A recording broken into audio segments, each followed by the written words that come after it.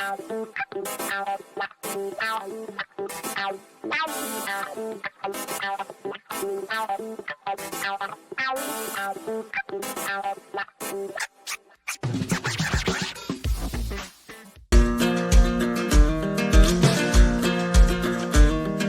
piece that I published today, I think it really reflects the message that I've been inching towards in my conversations with you, which is that but I haven't just laid it out, and I'm going to do that right now, and then I'll pick up your phone calls for the rest of the hour.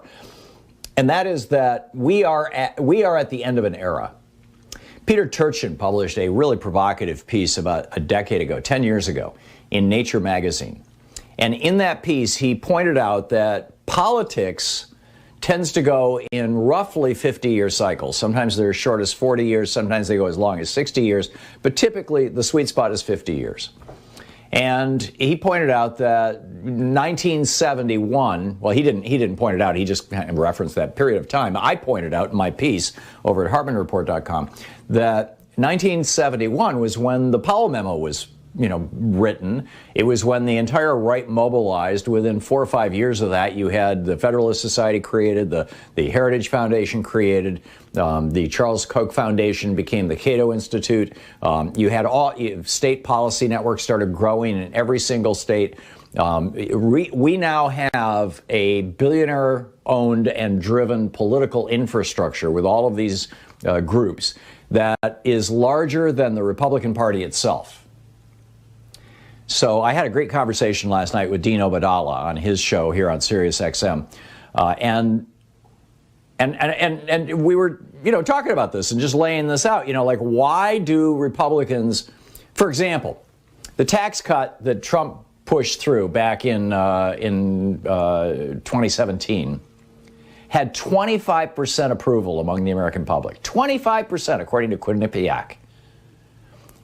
And every Republican voted for it. This American Relief Act, which is what Biden is calling it now, has 65% approval, more or less, across the board.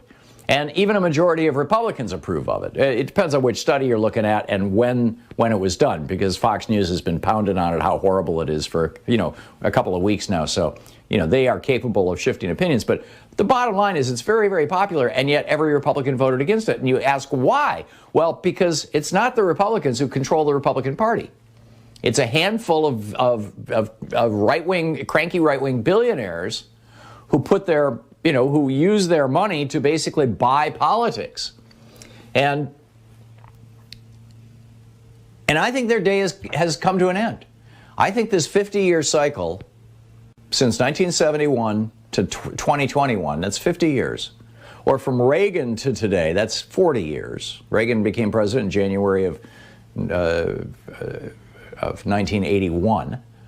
And if you look at those cycles, I think that I'm going out on a limb here, but I really believe that you and I will be having this conversation a year, 2 years, 3 years, certainly 4 or 5 years down the road, looking back and saying the American Recovery Act and Joe Biden's speech, and I get it, Joe Biden is no Bernie Sanders, but nonetheless, we are going to be looking back at this moment and saying the American Recovery Act and Joe Biden's speech marked the beginning of the turn.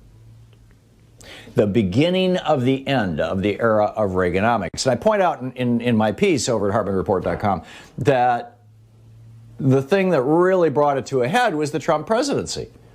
He was so, and the vaccine, for example, is emblematic of that. While the New York Times, as Eric Bollick points out, the New York Times is saying, their headline, Biden got the vaccine rollout humming with Trump's help. Well, no, he got it running over Trump's objections, over Trump's obstruction.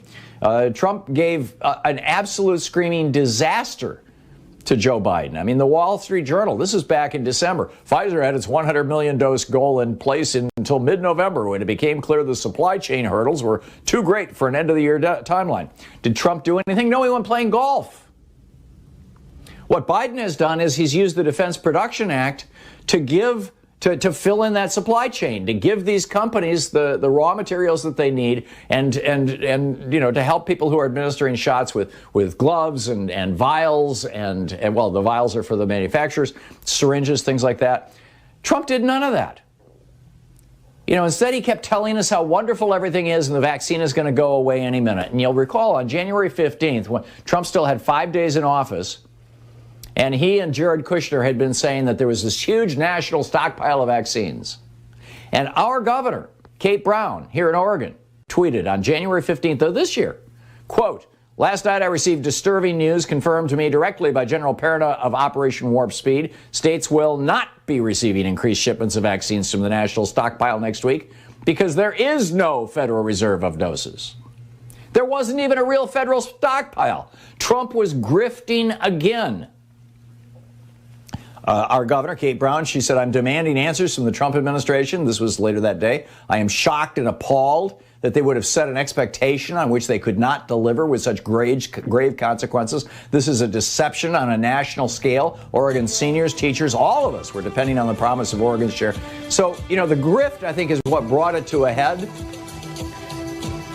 But I really believe that this 40-year era of Reaganomics has come to an end.